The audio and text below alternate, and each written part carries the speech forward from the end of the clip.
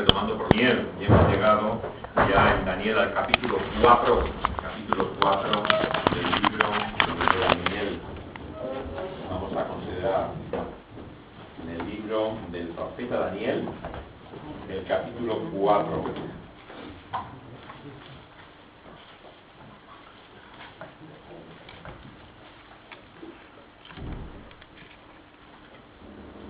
Dice así: Nabucodonosor, rey, a todos los pueblos, naciones y lenguas que moran en toda la tierra, paz os sea multiplicada. Conviene que yo declare las señales y milagros que el Dios Altísimo ha hecho conmigo. Cuán grandes son sus señales y cuán potentes sus maravillas. Su reino, reino sempiterno, y su señorío, de generación en generación. Yo, Nabucodonosor, estaba tranquilo en mi casa y floreciente en mi palacio. Vi un sueño que me espantó y tendido en cama las imaginaciones y visiones de mi cabeza me turbaron. Por esto mandé que vinieran delante de mí todos los sabios de Babilonia para que me mostrasen la interpretación del sueño. Y vinieron magos, astrólogos, caldeos y adivinos, y les dije el sueño. Pero no me pudieron mostrar su interpretación, hasta que entró delante de mí Daniel, cuyo nombre es Belsasar, como el nombre de mi Dios, y en quien mora el espíritu de los dioses santos. Conté delante de él el sueño diciendo: Belsasar, jefe de los magos, ya que he entendido que hay en ti espíritu de los dioses santos, y que ningún misterio se te esconde, declárame las visiones de mi sueño que he visto y su interpretación. Estas fueron las visiones de mi cabeza mientras estaba en mi cama. Me parecía ver en medio de la tierra un árbol, cuya altura era grande. Crecía este árbol y se hacía fuerte, y su copa llegaba hasta el cielo, y se la alcanzaba a ver desde todos los confines de la tierra. Su follaje era hermoso, y su fruto abundante, y había en el alimento para todos. Debajo de él se ponían a la sombra las bestias del campo, y en sus ramas hacían morada las aves del cielo, y se mantenía de él toda carne. Vi en las visiones de mi cabeza mientras estaba en mi cama, que he aquí un vigilante y santo descendía del cielo, y clamaba fuertemente y decía así: derribad el árbol y cortad sus ramas, quitad el follaje y dispersad su fruto, y váyanse las bestias que están debajo de él y las aves de sus ramas. Mas la cepa de sus raíces dejaréis en la tierra, con atadura de hierro y de bronce, entre la hierba del campo. Sea mojado con el rocío del cielo, y con las bestias sea su parte entre la hierba de la tierra. Su corazón de hombre sea cambiado, y les sea dado corazón de bestia. Y pasen sobre él 7 tiempos. La sentencia es por decreto de los vigilantes y por dicho de los santos. La resolución para que conozcan los vivientes que el Altísimo gobierna el reino de los hombres, y que a quien él quiera lo da, y constituye sobre él al más bajo de los hombres. Yo, el rey Nabucodonosor, he visto este sueño. Tú, pues, Belsasar, dirás la interpretación de él, porque todos los sabios de mi reino no han podido mostrarme su interpretación. Mas tú puedes, porque mora en ti el espíritu de los dioses santos. Entonces Daniel, cuyo nombre es Belsasar, quedó atónito casi una hora. Sus pensamientos le turbaban. El rey habló y dijo: Belsasar, no te turbe ni el sueño ni su interpretación. Belsasar respondió y dijo: Señor mío, el sueño sea para tus enemigos, y su interpretación para los que más te quieren. El árbol que viste, que crecía y se hacía fuerte, y cuya copa llegaba hasta el cielo, y que se veía desde todos los confines de la tierra, cuyo follaje era hermoso, y su fruto abundante, en que había alimento para todos, debajo del cual moraban las bestias del campo, y en cuyas ramas anidaban las aves del cielo. Tú mismo eres, oh rey, que creciste, y te hiciste fuerte, pues creció tu grandeza y ha llegado hasta el cielo, y tu dominio hasta los confines de la tierra. Y en cuanto a lo que vio el rey, un vigilante y santo que descendía del cielo, y decía: cortad el árbol y destruidlo, mas la cepa de sus raíces dejaréis en la tierra con atadura de hierro y de bronce en la hierba. El campo sea mojado con el rocío del cielo, y con las bestias del campo sea su parte, hasta que pasen sobre él 7 tiempos. Esta es la interpretación, oh rey, y la sentencia del Altísimo que ha venido sobre mi señor el rey: que te echarán de entre los hombres, y con las bestias del campo será tu morada, y con la hierba del campo te apacentarán como a los bueyes, y con el rocío del cielo serás bañado, y 7 tiempos pasarán sobre ti, hasta que conozcas que el Altísimo tiene dominio en el reino de los hombres y que lo da a quien él quiere. Y en cuanto a la orden de dejar en la tierra la cepa de las raíces del mismo árbol, significa que tu reino te quedará firme, luego que reconozcas que el cielo gobierna. Por tanto, oh Rey, acepta mi consejo y tus pecados redime con justicia, tus iniquidades haciendo misericordias para con los oprimidos, pues tal vez será eso una prolongación de tu tranquilidad. Todo esto vino sobre el rey Nabucodonosor. Al cabo de 12 meses, paseando en el palacio del rey de Babilonia, habló el rey y dijo: ¿no es esta la gran Babilonia que yo edifiqué para casa real, con la fuerza de mi poder y para gloria de mi majestad? Aún estaba la palabra en la boca del rey, cuando vino una voz del cielo: a ti se te dice, rey Nabucodonosor, el reino ha sido quitado de ti. Y de entre los hombres te arrojarán, y con las bestias del campo será tu habitación, y como los bueyes te apacentarán. Y 7 tiempos pasarán sobre ti hasta que reconozcas que el Altísimo tiene el dominio en el reino de los hombres, y lo da a quien él quiere. En la misma hora se cumplió la palabra sobre Nabucodonosor. Fue echado de entre los hombres y comía hierba como los bueyes, y su cuerpo se mojaba con el rocío del cielo, hasta que su pelo creció como plumas de águila y sus uñas como las de las aves. Mas al fin del tiempo yo, Nabucodonosor, alcé mis ojos al cielo, y mi razón me fue devuelta.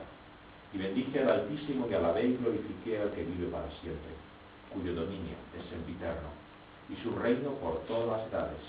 Todos los habitantes de la tierra son considerados como nada, y él hace según su voluntad en el ejército del cielo. En los habitantes de la tierra no hay quien detenga su mano y le diga: ¿qué haces? En el mismo tiempo, mi razón me fue devuelta, y la majestad de mi reino, mi dignidad y mi grandeza volvieron a mí. Mis gobernadores y consejeros me buscaron, y fui restablecido en mi reino, y mayor grandeza me fue añadida. Ahora yo, Nabucodonosor, alabo, engrandezco y glorifico al Rey del cielo, porque todas sus obras son verdaderas y sus caminos justos, y él puede humillar a los que andan con soberbia. Aquí la lectura de la palabra de Dios. Vamos ahora, vamos a hablar con él.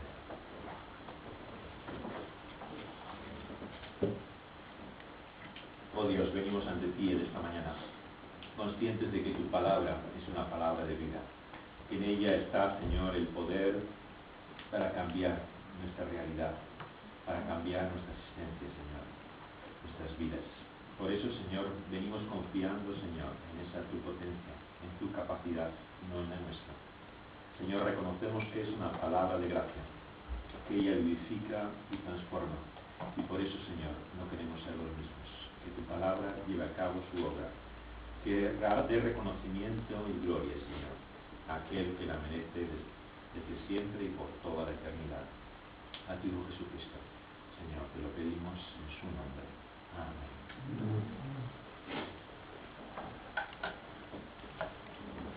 El ser humano tiene una increíble capacidad para acostumbrarse a las cosas más sorprendentes. Basta que nos ocurra algo que parece que va a cambiar todo, que con un poco de tiempo solamente uno se habitúa a ello. Vemos que algo nos parece sorprendente, maravilloso, pero la familiaridad con ello crece muy rápidamente. Podemos acostumbrarnos a las mayores incomodidades. Hay gente que se puede ir de vacaciones y descubre para su sorpresa que el sitio donde está al lado de un ruido tremendo, una máquina industrial que le impide dormir. La primera noche y a la segunda noche está tan cansado que empieza a conciliar el sueño, más o menos intranquilo. Al tercero empieza a dormir ya más o menos normalmente y luego ya olvida hasta el ruido de la máquina. Hay gente que puede dormir al lado de trenes, que puede acostumbrarse a las condiciones más increíbles. El ser humano tiene esa capacidad para habituarse a lo que menos parece que estaríamos preparados para hacer. Y así también vemos que es ingenuo cuando pensamos que lo que Dios hace en nuestras vidas de una forma maravillosa, sorprendente, ¿no? Las señales y prodigios de las que nos habla el principio de nuestro texto del capítulo 4 de Daniel, que Nabucodonosor fue testigo, versículo 2, señales y milagros que el Altísimo había hecho con él. No habían cambiado tanto como podíamos imaginar la vida de el rey emperador de Babilonia, Nabucodonosor. Él había sido testigo, si recordáis, desde el capítulo 2, de cómo Dios le había hablado en momentos en que él ni siquiera era consciente de quién era Dios y de lo que él decía. Por medio de sueños anteriormente se había comunicado con él, le había intranquilizado, había perdido totalmente la paz. Llamó a sus consejeros, leemos en el segundo capítulo de Daniel, los convocó para que le explicaran qué era aquel misterioso sueño que había tenido y le dijeran el contenido mismo del sueño para poder revelárselo a continuación. Ninguno de ellos pudo hacerlo. Solamente aquel judío que estaba en el exilio, Daniel, que escribe ahora este libro, es quien le revela la palabra del Dios Altísimo. Pero ¿qué ocurre ahora cuando vuelve a tener otra vez un sueño que le hace perder toda la paz y la calma? ¿A quién acude nuevamente Nabucodonosor? Vemos que Nabucodonosor, cuando tiene nuevamente este sueño en el capítulo 4, a quien recurre nuevamente es versículo 7, a magos, astrólogos, caldeos y adivinos. Exactamente los mismos que había convocado en el capítulo 2 y eran incapaces de decirle ni siquiera el sueño que había tenido. El ser humano es así de necio. Es capaz de repetir sus errores una y otra vez. Puede tener ciertas evidencias de Dios, pero vemos que el efecto, la huella que producen no es tan profunda como muchas veces imaginamos. Podemos volver en nuestro estado natural una y otra vez a esa misma ceguera que Nabucodonosor tiene. Anteriormente, el capítulo que precede a este, el tercero, hemos visto cómo 3 hombres son echados por medio de la acusación de estos mismos magos, encantadores y adivinos a un fuego, a un horno terrible. Y allí es testigo delante de sus propios ojos de cómo los 3 sobreviven a aquel fuego feroz. Y aparece un cuarto personaje de apariencia como divina. Y vemos que salen sin ser afectados, ni siquiera chamuscados por algo de aquel fuego. ¿Y qué impresión le produjo a Nabucodonosor este milagro? Evidentemente que en ese momento, leemos al final del capítulo anterior, proclamó y confesó que el Dios de aquellos hombres era el Dios Todopoderoso, que no había nadie como él. Pero ¿qué efecto produce a largo plazo? El ser humano puede ser testigo de milagros, de señales y prodigios y no cambiar.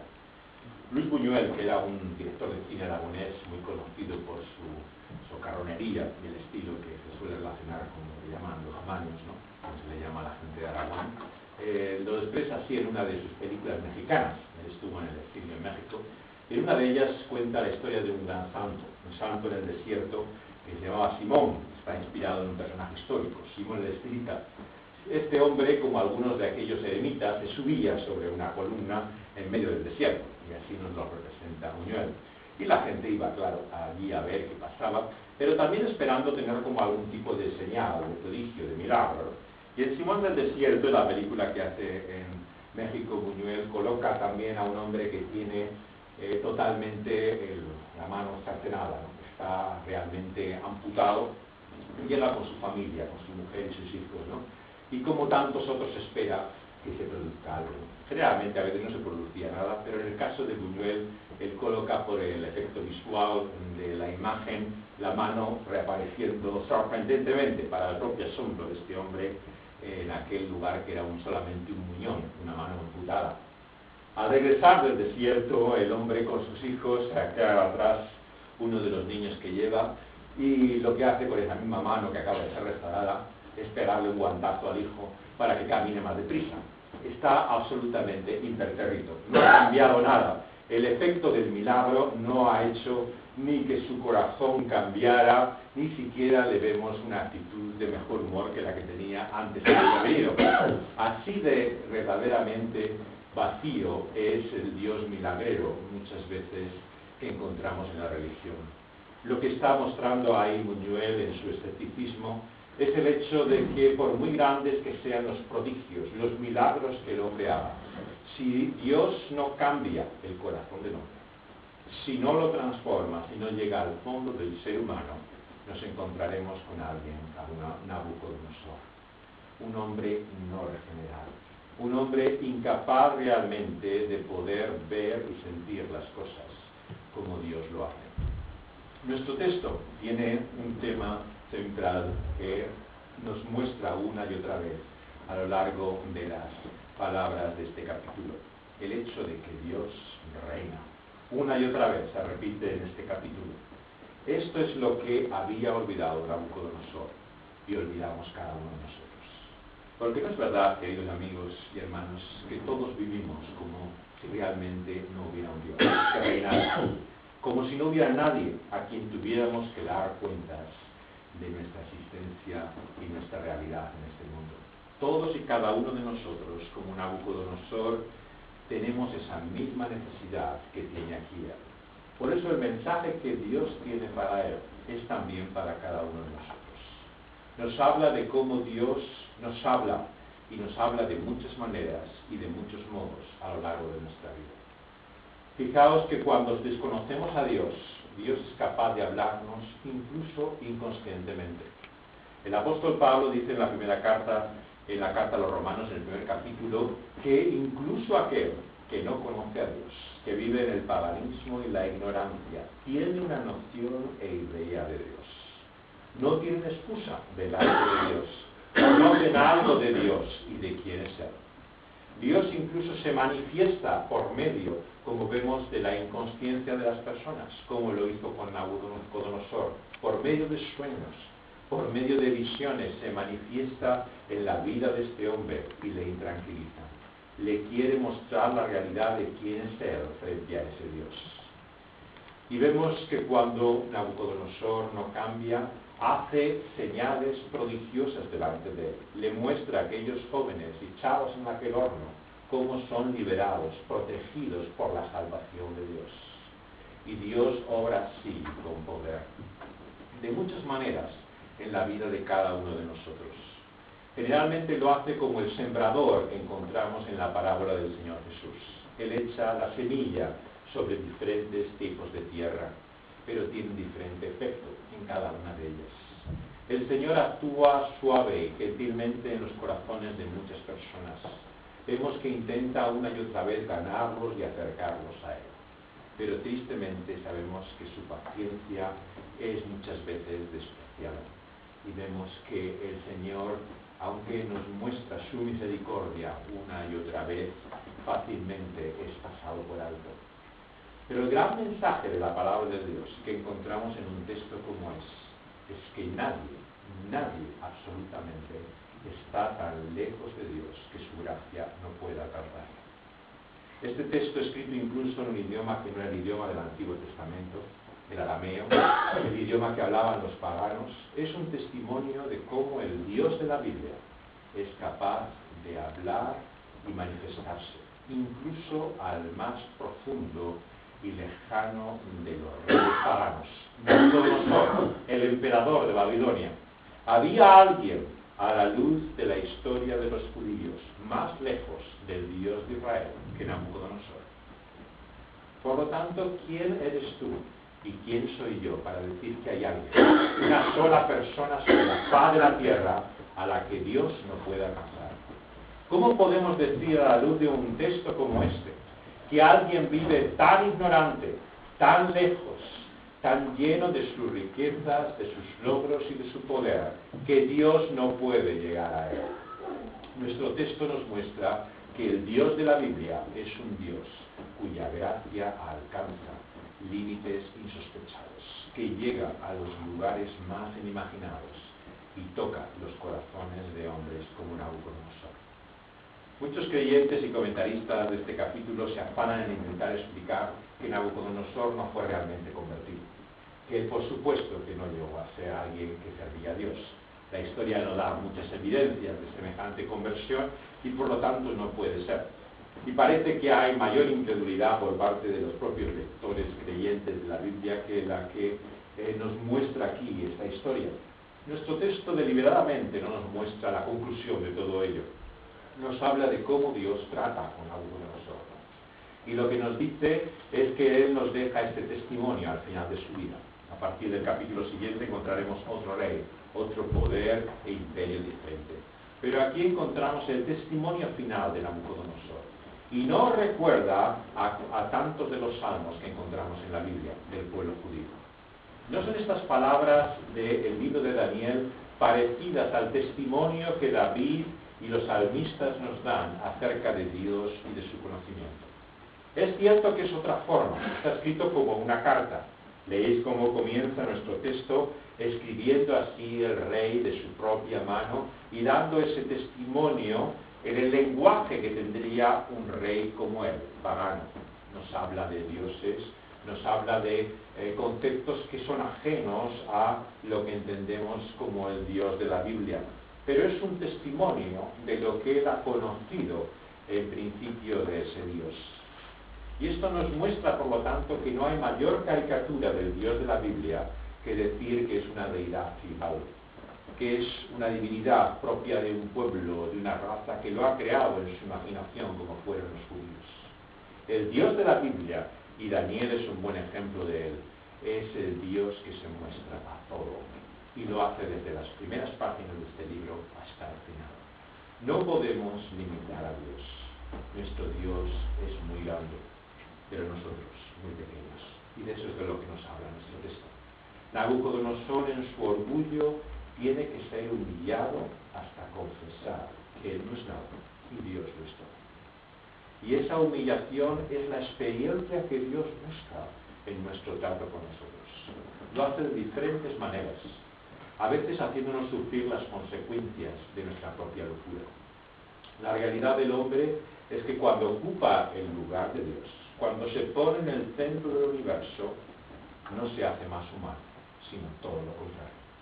El texto de este pasaje de Daniel nos muestra que cuando el hombre se coloca en el primer lugar y quita a Dios de él, se vuelve inhumano, menos que un hombre, se convierte en una bestia.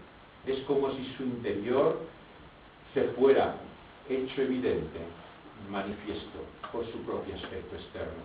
Así, en medio de su orgullo, cuando se paseaba Nabucodonosor, rey de Babilonia, por aquellos jardines, una de las maravillas de la antigüedad, ufano, orgulloso, mirando todo aquello que él había construido, totalmente ajeno a ese Dios que se había revelado, escucha la palabra de Dios, que le anuncia el cumplimiento de lo que le había advertido en aquel sueño. En el sueño él es mostrado como un árbol. El árbol es una forma en la cual en el mundo antiguo se mostraba generalmente el poder. Era algo conocido y sin duda que él identificaba que se refería al poder, al imperio. Este árbol que da vida, reúne ante sí a toda la creación. En cierta manera, como habla la Biblia de alguien como Nabucodonosor, parece hacer un epitafio del ser humano mismo. No está hablando solamente de un individuo y de su grandeza y reconocimiento frente a Dios, sino de lo que es la humanidad en sí misma. Vemos cómo se levanta desde el Génesis, desde ese primer árbol de la vida, lejos del Edén, construyéndose un hombre por sí mismo. Babel, Babilonia, la relacionamos desde el principio de la Biblia con aquella torre, en la cual el hombre se engrandece y se levanta sobre toda la humanidad para declarar quién es él.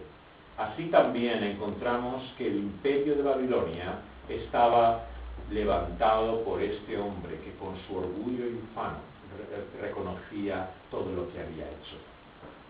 Está hablando, por lo tanto, no solamente de su propio mal, sino de nuestra trágica condición, de cada uno de nosotros. Porque no es cierto que todos tenemos que reconocer que muchas veces estamos orgullosos de algo. Que hay momentos en nuestra vida que decimos, mira lo que he hecho, mira lo que he logrado. Me ha costado, he tenido grandes necesidades, pero mira lo que he conseguido. El ser humano tiene en su corazón ese constante afán por ufanarse y enorgullecerse de algo. Nabucodonosor lo hacía de todo aquel imperio que había hecho. Pero ¿cuántos pequeños imperios hay dentro de nuestro? Tantos como individuos que se levantan frente a Dios. Incluso en el mundo cristiano. ¿Cuántos hay que no pretendiendo servir a Dios se dedican a construir su propio imperio? A buscar el reconocimiento de otros por lo que han logrado. Recordemos que Nabucodonosor sabía que ese poder que le había sido dado era, según el capítulo 2, otorgado por Dios mismo. Nabucodonosor sabía que todo poder que es dado sobre la faz de la tierra viene de Dios. Así se lo manifestó en el segundo capítulo de este libro. Por lo tanto, no podía también Nabucodonosor pensar, Dios me ha bendecido, Dios me ha dado este poder a mí, este imperio, porque así le he reconocido y le he servido. Sin lugar a dudas que Nabucodonosor mismo no es ajeno a la tentación que muchos creyentes que conocen al Dios verdadero tienen. También podemos identificar lo que nosotros hemos alcanzado y tenido como una señal del bien de Dios, de su favor, de su bendición para nosotros por la manera en que le hemos servido, en que le hemos obedecido o reconocido. Pero como el apóstol Pablo escribe a los creyentes, no podemos enorgullecernos o gloriarnos de algo, como si de algo pudiéramos decir que esto es nuestro, esto lo hemos conseguido y alcanzado. Lo que somos, dice el apóstol, por la gracia de Dios somos. No hay nada en esta vida, ni el aliento que respiramos desde esta mañana, que nos venga por nada que haya en nosotros. Es Dios quien nos lo da. Es una y otra vez su bondad y su misericordia la que se muestra para con nosotros. Por lo tanto, lo último que debemos desear en este mundo es perder esto de vista. Olvidar realmente que todo lo que somos se lo debemos a Dios. Y fijaos bien que incluso cuando así lo hacemos, Dios nos deja de su mano. Esta es la buena noticia. Este es el Evangelio que encontramos también según Daniel en este capítulo. El Evangelio de que el Dios que llama a la puerta, el Dios que suavemente nos llama, es un Dios que puede tumbar la puerta si hace falta para entrar en la vida de una persona. Si no es esta una bendita y maravillosa insistencia, si no es esta realmente una gloriosa terquedad divina, decirme que no hay que produzca mayor asombro acerca de Dios. Un Dios que en su insistencia, que en su perseverancia es capaz de humillar al poderoso para hacerle reconocer a su tiempo quién es Dios. Porque en las palabras de juicio frente a Nabucodonosor hay la señal y el rayo de la gracia y misericordia de Dios. Le dice Dios a Nabucodonosor que será humillado, se convertirá como un animal, hasta le da un tiempo. El séptimo, un número que sabemos que se suele relacionar con la perfección, con la plenitud en la Biblia, no se nos dice a qué tiempo se refiere, son semanas, meses, años, probablemente a ninguno en concreto, simplemente un periodo determinado de su vida que el Señor considere necesario. Cuando ese tiempo llegue, Él reconocerá que Dios es el Dios verdadero y que no es nada frente a Él. Así Dios también en su misericordia nos permite en esta vida sufrir las consecuencias de nuestro mal para enfrentarnos a Él. Otras veces lo que nos hace es comprender de antemano lo que puede ser el exacto camino en el cual estamos encaminados. Y a veces lo que vemos, como en nuestra historia, es que el Señor puede utilizar también medios más duros. Fijaos el contraste entre la sensibilidad de Daniel y la que tiene aquí Nabucodonosor. Daniel, cuando recibe la revelación de la interpretación de este sueño, se encuentra tremendamente turbado. Fijaos en el versículo 19, se queda atónito, sin palabras. Casi una hora es incapaz de pronunciar una sola frase delante de Nabucodonosor. Y es el rey, el propio Nabucodonosor, quien le dice, no te turbes. Le dice al propio Daniel que no se preocupe. Es él mismo el que había perdido toda paz y calma, el que parece dominado totalmente en su situación de sí mismo, totalmente tranquilo frente a la revelación que ha recibido Daniel. Y vemos la explicación a continuación. Daniel le dice, Señor, el sueño sea para tus enemigos y su interpretación para los que mal te quieren.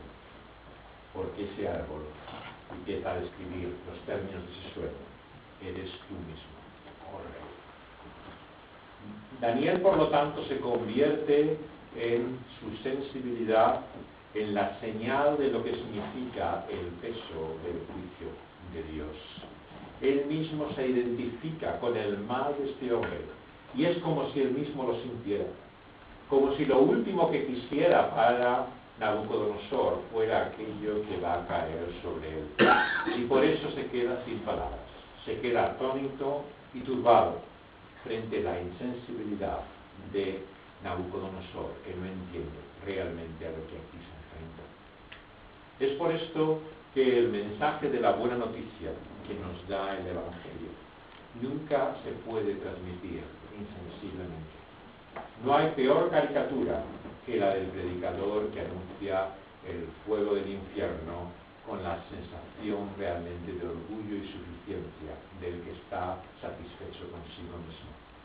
Cuidado con la forma como hablamos del juicio de Dios, porque Dios no muestra ni uno solo de sus siervos que no se quede atónito y sin palabras ante la realidad de lo que Dios ha advertido acerca de la consecuencia de nuestro propio mal. Y Daniel, por lo tanto, vemos que se convierte en el amigo, el mediador, la ayuda que necesita en este momento Nabucodonosor. No solamente le da la sabiduría que ninguno de sus consejeros puede darle, sino que está con él. Le da la presencia de aquel que la acompaña en el momento más oscuro de su vida, cuando todo parece realmente cerrarse en torno a él. El testimonio que como creyentes muchas veces tenemos en este mundo implica la identificación y el sentir, la simpatía y compasión por aquellos que nos rodean, de comprender que ese mismo destino que ellos tienen es al cual cada uno de nosotros estamos igualmente destinados. Fijémonos que no tenemos explicación para todo el dolor o sufrimiento que hay en el mundo. En el caso de Nabucodonosor, parece claramente que es una consecuencia de su pecado. Él ha olvidado a Dios y Dios vemos que produce este mal en él para que pueda enfrentarse a la realidad de quién es él. Pero hay otros muchos casos en el Antiguo Testamento. Pensemos en Job, por supuesto. Un hombre que reconoce a Dios, que le sirve como ni siquiera ninguno de los otros sus propios hijos hacen. Y vemos que Dios igualmente golpea su vida y lo hace duramente. No tenemos la explicación del porqué de todos los males que nos ocurren, ni a nosotros ni a los demás. Como Daniel, muchas veces tenemos que quedar atónitos. No podemos decir palabra y no entendemos y comprendemos lo que Dios está haciendo. Pero lo que reconocemos ha de ser lo que Daniel hace, que la misma mano que nos está ahora hiriendo es la mano que nos sana y nos restaura. Esto es lo que en común tienen todos estos hombres, sea Job como sea Nabucodonosor. Ambos confiesan que la mano que los ha herido es la mano que los sanará. Y esta es la confianza de la fe, lo que diferencia a la amargura que producen en muchas personas el dolor y el sufrimiento por el cual se alejan de Dios, del verdadero creyente que sufre igualmente ese mismo mal.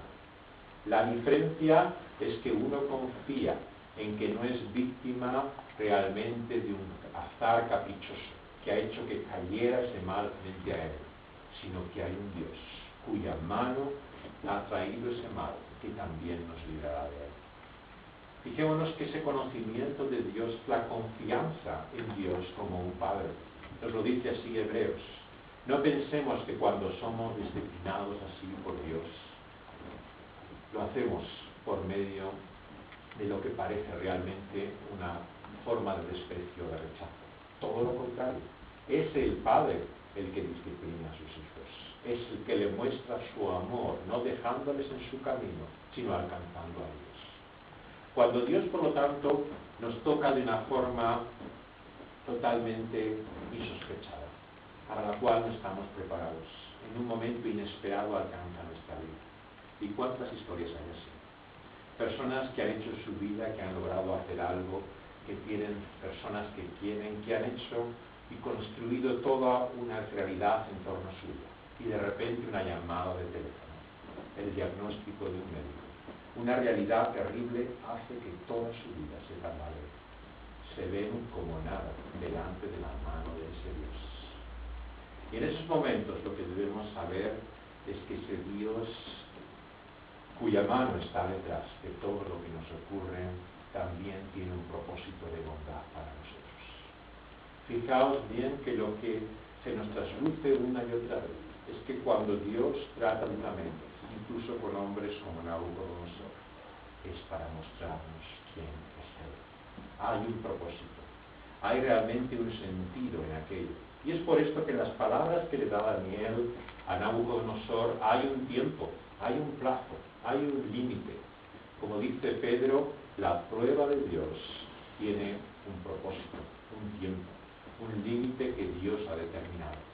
Y no será ni antes ni después, sino lo que Dios ha dispuesto que sea necesario que ocurra en nuestras vidas.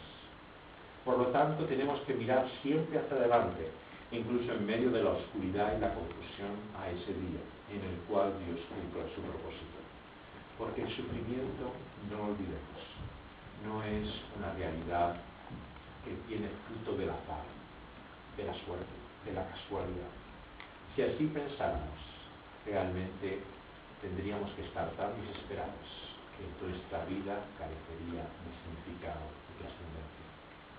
¿Qué sentido tiene vivir en un mundo en que nada significa nada? En que todo lo que ocurre y se produce en torno nuestro carece de razón y de explicación. Nosotros no tenemos esa razón, esa explicación, pero sabemos que hay un Dios detrás de todo ello y Él sabe lo que hace. Y es la diferencia de la verdadera fe, de lo que es simplemente una conciencia de la realidad de la vida. Fijémonos que nuestro texto nos trae este gran mensaje. Solamente hay uno que salva, nuestro Dios. Este es el gran mensaje de este capítulo de principio a fin. La gracia soberana de Dios. Y esta siempre nos humilla. Fijémonos que es una consecuencia inevitable de reconocer esa absoluta soberanía de Dios, de que Él gobierna la humillación del hombre. El hombre no puede levantarse en su orgullo y su gloria frente a ese mismo Dios soberano. Una cosa no puede ir acompañada con la otra. Si Dios es soberano y es Él quien salva, el hombre tiene que ser necesariamente humillado. No pueden tomar el mismo lugar en el trono de la vida y del universo. Hay alguien que gobierna. Y esto es lo que Nabucodonosor tiene que confesar, lo que tiene que reconocer en su propia vida y con sus labios, que Él es quien reina. El Altísimo, una y otra vez nos lo dice en nuestro texto. Él es el que reina y gobierna. Su reino, por lo tanto, esa grandeza y dominio que Él ha de confesar, es el mensaje de toda la Biblia, la realidad de lo que Dios está haciendo en medio nuestro. Y esto lo hace no solamente con reyes y poderosos como Nabucodonosor, sino que lo hace con cada uno de nosotros. La gran pregunta que tenemos en esta mañana es ¿quién reina sobre nuestra vida? ¿Quién está realmente gobernando las circunstancias y situaciones? ¿Quién domina? Si es el único Dios verdadero, si es el Altísimo, si es el Todopoderoso, el Soberano y el Rey de Reyes, estamos en las mejores manos. Este es un mensaje de consuelo, es una palabra de esperanza. Y esto es Daniel para su pueblo en el exilio, que vive lejos de la tierra prometida, de las promesas y la casa de Dios, en un pueblo que no conoce a ese Dios y que le ignora, que vive en una cultura de Babel, lejos de Dios y sin embargo con Dios tan cerca de ellos, mostrándoles una y otra vez que ese Dios que salva es el Dios que reina. No están allí por casualidad. Dios tiene un propósito para su pueblo aquí. Por lo tanto, no escuchéis a la voz de aquellos creyentes que os desaniman diciendo que vivimos en el peor de los mundos posibles, que realmente esto va de mal en peor, que los reyes, gobernantes, los poderes que han establecido han dado la espalda a Dios y la Iglesia vive sus peores días en este mundo, que realmente no podemos esperar más que ir de mal en peor a partir de ahora. Esto nos lleva finalmente a la hecatombe, a la catástrofe última. ¿Cuántos creyentes hay que parecen encontrar en toda señal del mundo que les rodea una expresión de desánimo, de desesperanza? Pero el libro de Daniel nos muestra cómo es la esperanza de Dios la que nos da la única razón y sentido para vivir cada día. Ese Dios que nos ha puesto ahí donde estamos, que ha permitido las condiciones y circunstancias en las que vivimos, será el Dios que también nos libere. Porque finalmente, ¿de quién nos habla este texto? Si no es de otro rey. Otro rey que tiene todo derecho a reinar en Nabucodonosor. Un rey cuya gloria y majestad llenaba cielos y tierra, que vivía desde la eternidad sobre todo el universo que había creado de sus manos. Todo lo que hay por él ha sido hecho, por medio de él y para él. De él viene el objeto de sus manos. Y cuando vivía en esa gloria y majestad, se humilló hasta lo sumo, haciéndose como uno de nosotros. Se encarnó y vivió todas nuestras necesidades, todas nuestras debilidades y todas nuestras miserias, siendo justo y limpio, siendo sin falta y sin mancha. Él vivió como ninguno de nosotros ha vivido y se entregó en aquella cruz. Murió en el patíbulo como un criminal. Él, cuyo sufrimiento es el más inocente realmente que podamos entender. Porque todo ser humano, al fin y al cabo, participa de la condición de una humanidad caída. Pero él era el justo, el que sufrió por los injustos. Es más, llevó voluntariamente sobre sí toda la carga de nuestro pecado y de nuestra injusticia sobre aquella cruz. El crucificado ha sufrido de la mano del propio Dios, siendo herido por todos nuestros males, siendo molido realmente por nuestras ofensas, sufriendo en sus heridas todas nuestras injusticias y delitos. Él las llevó sobre aquella cruz. Y como Él se humilló y cargó con todo ello, nos dice la palabra de Dios, que ha sido exaltado, levantado de los muertos al tercer día, resucitado y subido a los cielos, reina sobre cielos y tierra por toda una eternidad. Él y su reino es para siempre, porque en el reino de Dios es el que se humilla, el que será exaltado. Recordáis las palabras de Jesús: el que quiera ganar su vida, ese la perderá, pero el que pierda su vida por causa de él, ese la ganará. El Señor Jesús nos muestra que, por lo tanto, a la luz de Dios y de su lógica, es perdiendo todo privilegio, perdiendo toda posición de honor, de honra y de respeto, siendo humillados y despreciados, cuando encontramos nuestro camino en el reino de Dios. Y el Señor se complace, por lo tanto, en dar gracia al humilde. Al que se levanta, el Señor hará caer, pero al que se humilla, el Señor levantará. Y así la imagen patética de este rey todopoderoso, convertido como una bestia. Algunos especulan sobre la enfermedad que él tenía, que habla de licantropía, sabéis, de los hombres lobos, las historias del terror, ¿no? Parecen basarse en una enfermedad, ¿no?, que algunas personas tienen cuando pierden la cabeza, pierden la razón y empiezan a comportarse como un animal. Ese es el cuadro más o menos que nos da aquí de Nabucodonosor. Se ha convertido como en una bestia. ¿Y qué es el momento que produce el cambio? Fijaos bien, versículo 34. Al fin del tiempo, cuando se cumple el propósito que Dios ha dado, Nabucodonosor alza sus ojos al cielo, levanta su mirada y la razón le es devuelta. Bendice al Altísimo, alaba y glorifica al que vive para siempre, cuyo dominio es sempiterno, su reino por todas las edades. Esta es finalmente la obra que Dios hace en medio nuestro. Nuestro Dios reina, pero Dios tiene un plan y un propósito. Y ese propósito es que, levantando los ojos al cielo, reconozcamos que Él es Dios y nosotros no somos nada. Que ante Él y su grandeza, la única realidad es nuestra debilidad y nuestra miseria. Y entonces nos dice que recibiremos el sentido, la razón. Volveremos en sí, como el hijo que había dejado a su padre y en la provincia lejana adquiere el sentido de las cosas, cuando reconocemos quién es Dios. Y a continuación reconocemos la bondad de Dios. Se bendice al Altísimo, se le alaba y glorifica al que vive para siempre. Esta es la forma como Dios actúa. No hay otra manera de entrar en su reino que humillándonos. Si piensas que puedes entrar en Dios en su gloria, satisfecho con tus capacidades, realmente orgulloso de lo que has hecho, olvidas que nadie puede entrar en su reino más que humillado. No hay otra forma de poder llegar a Dios. Y esto no es una falsa humildad. ¿Sabéis la diferencia entre la falsa humildad y la verdadera humildad?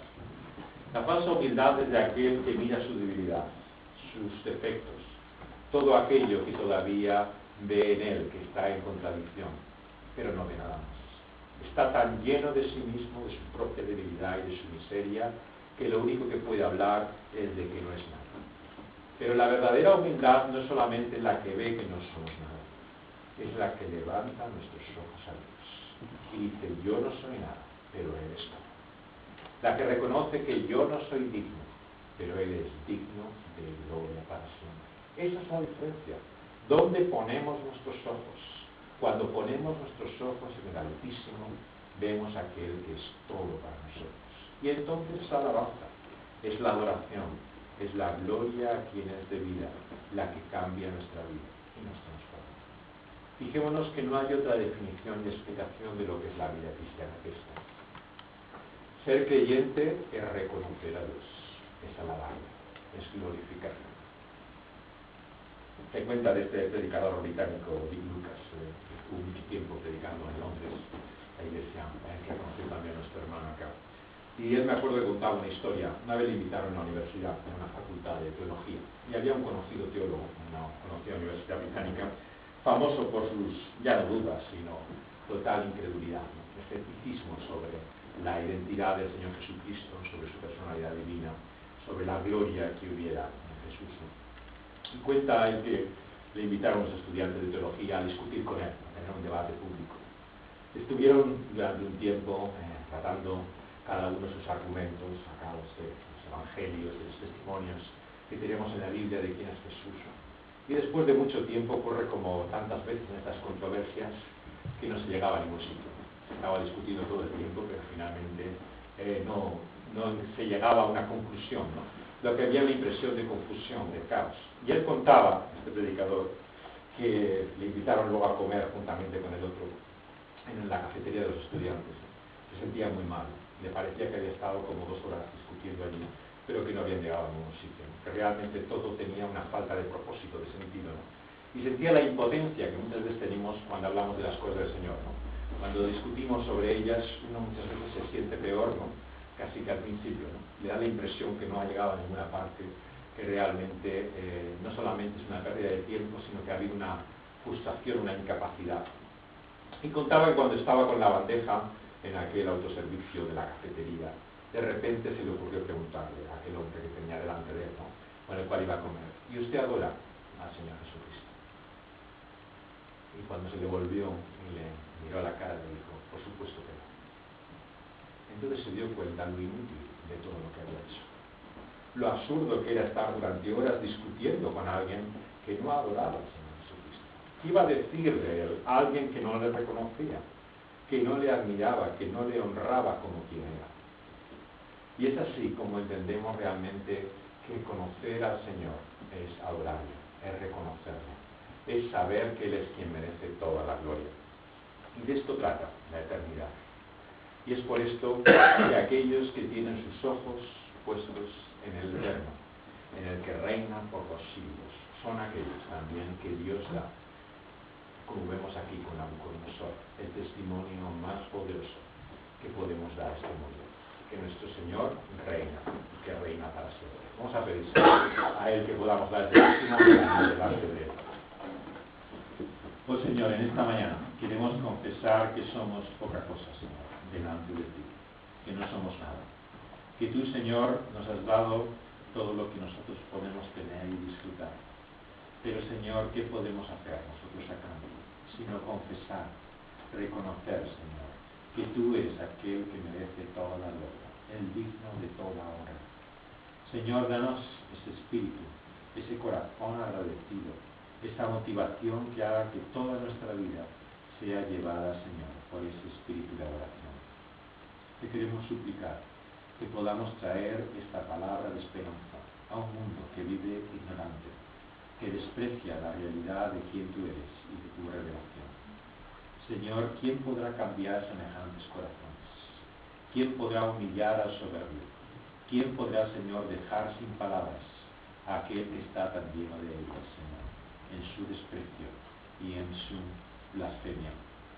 Señor, tú solo puedes hacerlo. En esta mañana confesamos y reconocemos que tú eres el Dios que convierte, el Dios que cambia, que transforma vidas, el Dios que humilla, Señor, incluso a los más poderosos de este mundo. Y si lo hiciste con Nabucodonosor, el gran rey de Babilonia, ¿cómo no lo harás, Señor, con aquellos que están a nuestro lado y que nos parecen tan lejos de ti? Danos esa confianza, esa fe en ti que espera todo de ti y nada de nosotros. Que reconoce, Señor, que tenemos todas las razones, Señor, para poder esperar grandes cosas de ti, pero ninguna de nosotros mismos. Señor, danos esa fe que cambia y mueve la historia. Esa fe que nos hace mirar, Señor, también al futuro con esperanza, sabiendo que tu iglesia vive también en medio de un desierto. Estamos en la realidad de este siglo, lejos, Señor, de la tierra prometida, que vivimos en una cultura de Babel que ha vuelto, Señor, la espalda a ti y se ha vuelto a los cielos, que se ha engrandecido y se ha puesto, Señor, al hombre y a su honra sobre todas las cosas. Señor, que confiesa la gloria de la creación y tu criatura en vez del Creador. Señor, queremos sentir, movernos con la compasión que tiene tu siervo Daniel. Queremos, Señor, quedarnos atónitos y realmente experimentar tu profunda, Señor, identificación con este mundo que vive de espaldas y ciego a ti. Señor, ayúdanos a traer ese mensaje de esperanza, Señor, con la misericordia que tú nos muestras por medio de tu Hijo Jesucristo. Aquel que vio a las multitudes sin pastor, Señor. Aquel que, Señor, se conmovió en su seno al ver cómo estaban perdidos y desorientados, Señor, sin reconocer a aquel de quien venían todas las cosas. Señor, te queremos suplicar que podamos ser como Daniel, Señor, aquel que trae esa buena noticia, ese mensaje de esperanza, que da testimonio, Señor, de la sabiduría de lo alto, que nos habla de que no hay otro nombre, ni otro reino que sea para siempre, que el tuyo, que el que tú has dado a tu Hijo Jesucristo. Porque es finalmente de ese Rey que nos habla tu Evangelio y nos proclama, Señor, esta palabra profética. Del Rey que se humilló hasta lo sumo, que descendió a este mundo, que sufrió y se entregó en aquella cruz, y que levantado está sentado en los cielos, Señor, a tu diestra. Es ese nombre, Señor, el que queremos adorar y glorificar. El único que tiene derecho a reinar y gobernar para siempre, cuyo nombre será exaltado para siempre, y no habrá voces disidentes, no habrá ningún otro nombre que compita con el suyo por toda la eternidad. Señor, danos más amor y reconocimiento de Él, que podamos ver en su humillación, Señor, la realidad de su gloria, que podamos contemplar, como haremos un día, al Cordero inmolado, sentado en el trono por los siglos, como aquel que es digno de toda gloria, Señor. Que no veamos lo que el mundo mira y se asombra, Señor, con admiración y respeto, sino que miramos la grandeza como tú la ves, Señor. Que veamos que es en el servicio y en la humillación, en la auténtica humildad, Señor, en la que podemos hacer algo útil, Señor, por este mundo y por aquellos que nos rodean. Que pensemos, Señor, que no hay otra forma de poder hacer algo para tu reino que de la manera que tú lo haces. Porque de qué nos podemos gloriar si no es de la cruz del Señor Jesucristo. Señor, que nunca nos podamos enorgullecer de otra cosa, sino de la gloria que vemos en esa cruz y que contemplaremos por toda la eternidad. Señor, te lo pedimos en el nombre de aquel que nos muestra la realidad de quién tú eres, quién es el Evangelio para nosotros. Tú, oh Dios, lleno de gracia y de misericordia, cuyo reino se cimienta por todos los siglos. En su nombre te lo pedimos. Amén.